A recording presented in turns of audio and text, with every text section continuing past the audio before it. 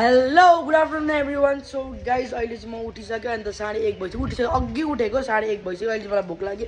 किचनमा छिरे के खाऊँ भन्ने अलिकति चामल रहेछ होइन, किनकि मलाई दोकान जानु पुरा अल्छी चाहिँ म अहिले सौदा किन्नु जाँदिनँ, किनकि म घर जानुपर्छ, त्यही भएर सौदा किन्नु नगएको। अन्त किचनमा हेर्दाखेरि टमाटर प्याज मात्रै थियो, अन्त अन्डा थियो, आलु पनि थिएन, केही पनि थिएन। त्यही भएर चाहिँ मैले सोचेँ अलिकति चामल थियो, अब त्यो भात बनाऊँ भने त कति पनि हुँदैन। त्यही भएर चाहिँ मैले यहाँ कुकरमा चाहिँ यसरी बटर हालेँ, प्याज सेज हालेँ, अन्डा सन्डा हालेँ होइन। त्यसलाई मैले यसरी मसला जस्तो बनाउँछु। अब त्यहाँ चाहिँ म चामल भिजाइरहेको छु, त्यो चामल हाल्छु अनि त्यसपछि बनाउँछु। के बनिन्छ हेरौँ ल गाइज। अब यस्तो बनिँदैछ। अब पानी हालेर एक सिटी लगाइदिन्छु अनि हेरौँ कस्तो हुन्छ ल गाइज। मैले यहाँ कुकर राखिदिइसकेँ होइन, अब एक सिटीमा यो पाक्छ अन्त हेरौँ ल। त्यही भएर नि गाइज भोक लाग्यो भने चाहिँ केही चिज बनाउनु अल्छी लाग्दैन, केही सामान चाहिँदैन, अलिअलि सामान पनि खानेकुरा बनिँदो रहेछ होइन। अब मैले कुकर राखिदिइसकेको छु। अब हेरौँ यो कस्तो खाले चिज के चिज बनिन्छ भनेर। मान्छेहरूले त्यो अन्डाको जग्गामा चिकनहरू हालेर बनाउँछ। अब चिकन लिन जाने बेलामा त म अरू सामान पनि लिएर आइहाल्थेँ नि, त्यही अल्छी लागेर चाहिँ मैले नगएको होइन।